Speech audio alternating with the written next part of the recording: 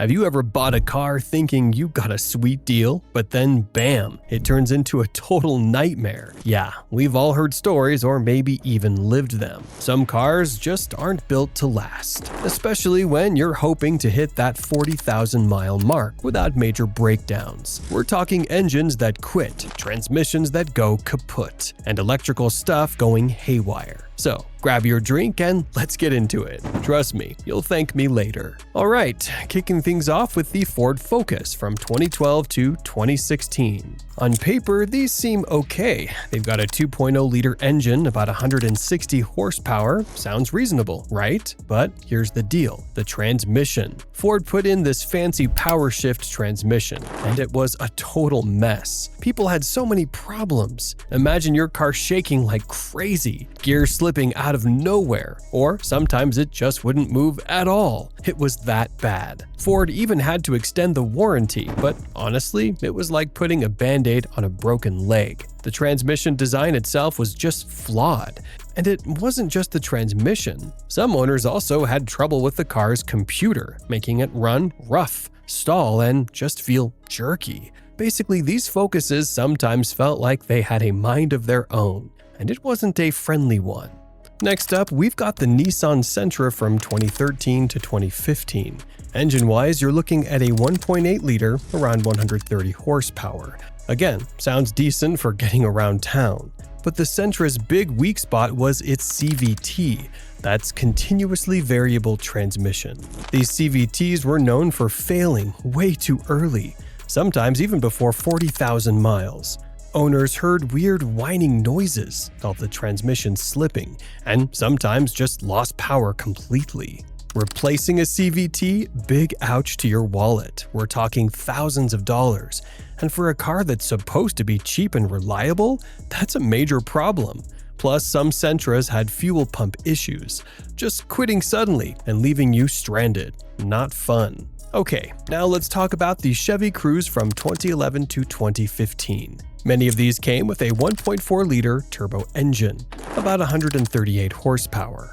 The turbo was supposed to make it quicker, but it caused more trouble than it was worth. The seals inside would leak, oil would go where it shouldn't, causing power loss and pricey repairs. But wait, there's more. The Cruze cooling system was also weak. Water pumps would fail early, engines would overheat. And if you didn't catch it fast, you could end up with serious engine damage. Makes you wonder, right? How did Chevy miss so many big problems for so long? Was it just bad luck? Let's dig a little deeper. Turns out a lot of problem parts came from other companies' suppliers. Chevy bought parts from different places, and it seems some of these suppliers weren't making the best stuff. Like those turbos made by someone else. Just weren't very good. Chevy tried recalls and fixes, but the damage was done. Too many Cruzes spent too much time in the shop. But here's the real kicker. It's not always just the car company's fault. Sometimes it's the suppliers cutting corners. Car companies are always pushing suppliers to give them the best price. But what if a supplier makes cheaper, worse parts to win a contract? Yep, those parts fail early, and we, the car buyers, get stuck with the mess.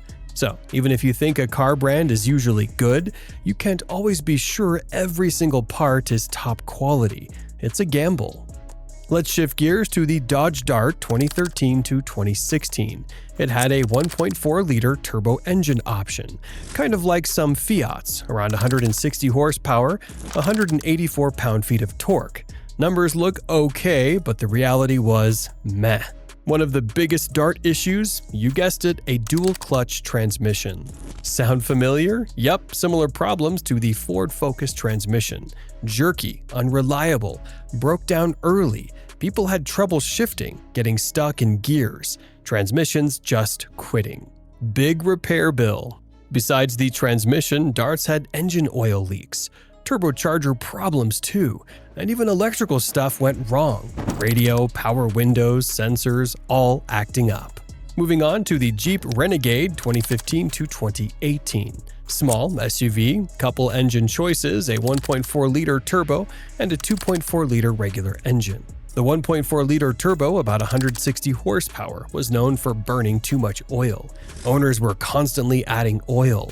The 2.4-liter engine around 180 horsepower wasn't great either. Lots of reports of it just stalling unexpectedly. But the biggest headache? The 9-speed automatic transmission. 9 speeds sounds fancy, right? Supposed to be smooth and save gas. Nope. Harsh shifting, hesitations, transmissions failing completely. Jeep tried software updates, but it didn't really fix things. Back to Ford, this time the Fiesta 2011 to 2014. Little car, 1.6-liter engine, around 120 horsepower. Engine itself wasn't terrible, but guess what it was paired with? Yep, that infamous Ford PowerShift dual-clutch transmission again. Just like the Focus, it was a weak point in the Fiesta. Shuddering, slipping gears, losing power. Some people had transmissions replaced multiple times under warranty. It's like Ford used the same bad transmission from the Focus and the Fiesta, hoping nobody would notice.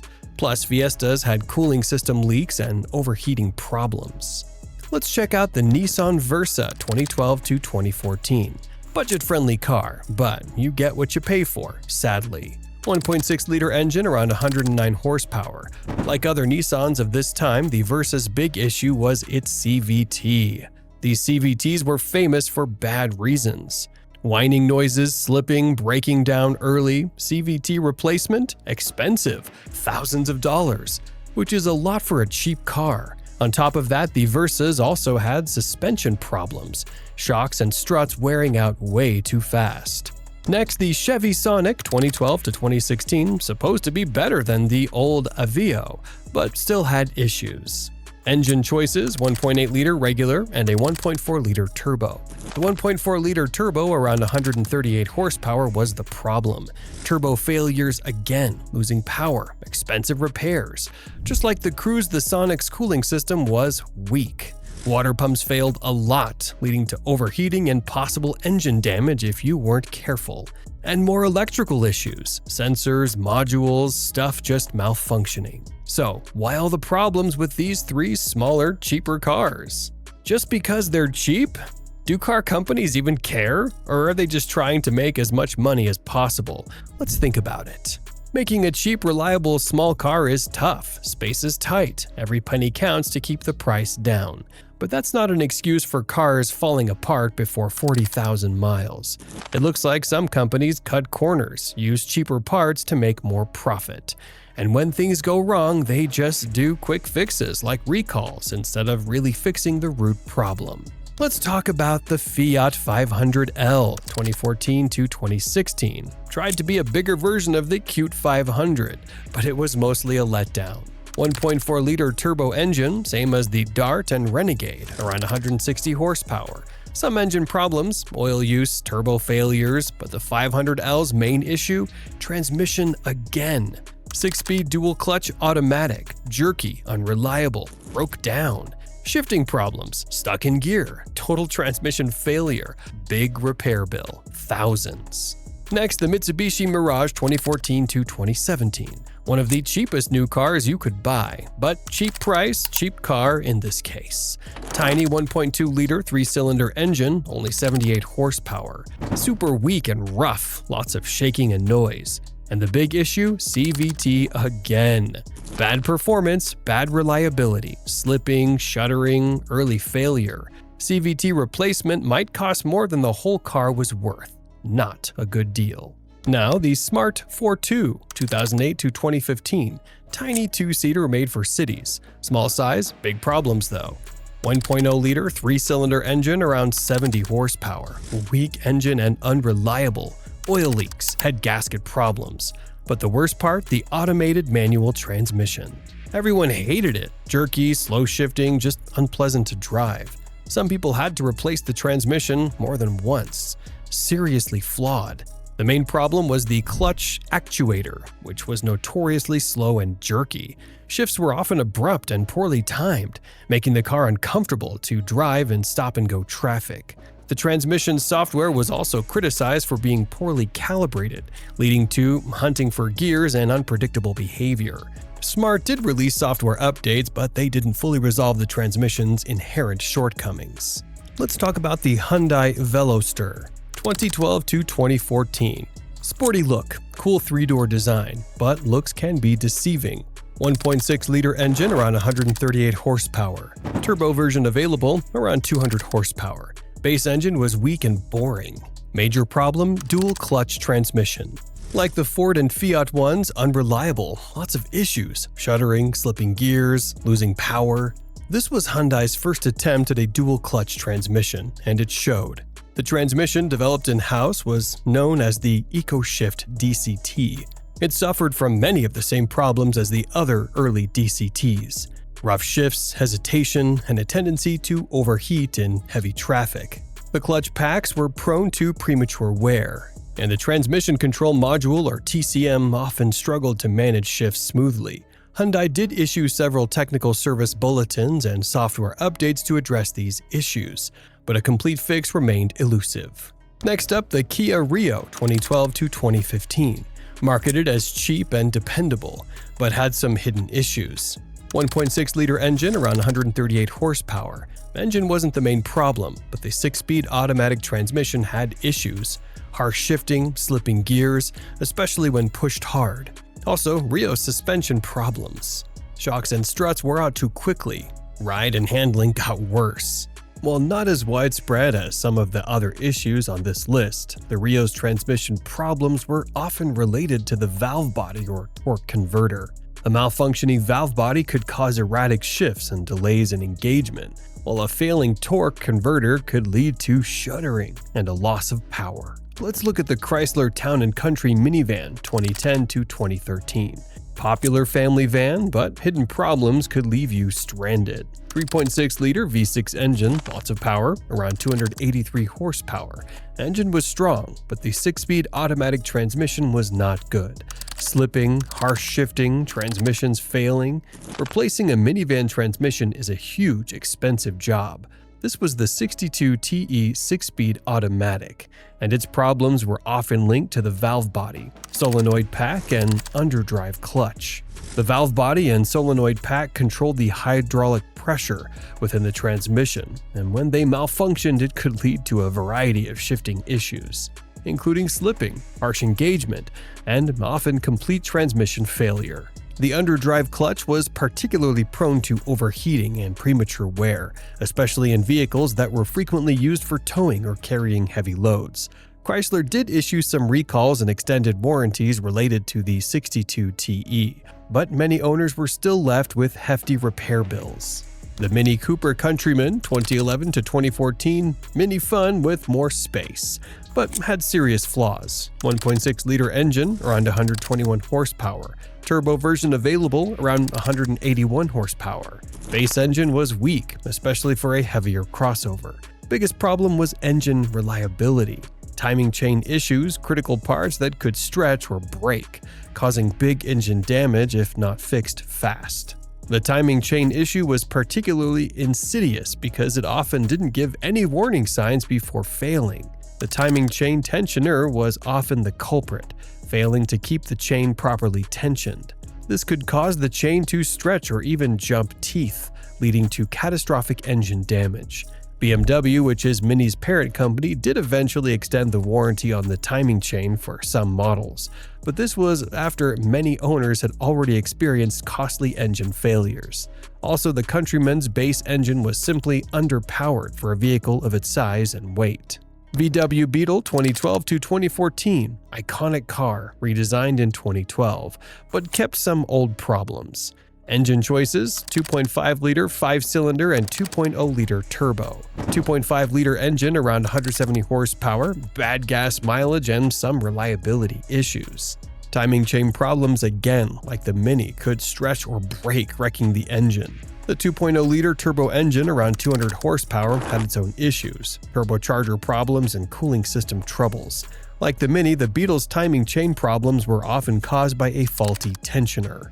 The tensioner would fail to keep the chain properly tensioned, leading to stretching, skipping teeth, and ultimately engine damage. VW did extend the warranty on the timing chain for some models, but it was a limited extension and didn't cover all affected vehicles. Jeep Patriot 2011 to 2014. Jeep off-road style for less money, but had serious flaws. Engine choices: 2.0-liter or 2.4-liter 4-cylinder. Both engines are weak for the size. and not very smooth. Worst problem? CVT again. Terrible performance, terrible reliability, whining noises, slipping transmission, early failures. This was the Jatco JF011E CVT, the same unit found in the Nissan Versa. It suffered from the same steel belt and pulley issues, leading to slipping, whining, and eventual failure. The valve body was also a common trouble spot, causing erratic shifting and other performance problems. Jeep did issue some technical service bulletins related to the CVT, but a full recall was never issued. Finally, the Dodge Journey 2009 to 2014, family crossover, but problems could leave you stuck. Engine options: 2.4-liter 4-cylinder or 3.5-liter V6, and later 3.6-liter V6. 4-cylinder engine very weak, especially in a big vehicle. Biggest issue: automatic transmission. 4-cylinder models had an old 4-speed automatic, outdated and unreliable. Slipping, harsh shifting, transmissions failing. The 4-speed automatic known as the 41TE or Ultra Drive was a truly outdated design, even when the Journey was first introduced. It was a relic from a previous era of automotive engineering and was simply not up to the task of handling the Journey's weight and power. Also, the V6 models, while having a more modern 6-speed automatic, were not without their own issues. The 62TE transmission, also found in the Chrysler Town & Country, had its share of problems, including slipping, harsh shifting, and premature failures. The solenoid pack and valve body were common culprits, leading to costly repairs. So, there you go, 18 cars that might give you headaches before you even hit 40,000 miles, from bad transmissions to engines that quit and electrical gremlins. These cars have seen it all. If you're buying a used car, definitely do your homework and maybe steer clear of these models. Hey, if you've got any horror stories about these cars, drop them in the comments below. Help out other car lovers and give them a heads up. If you found this helpful, give it a like and subscribe for more car stuff. See you in the next one.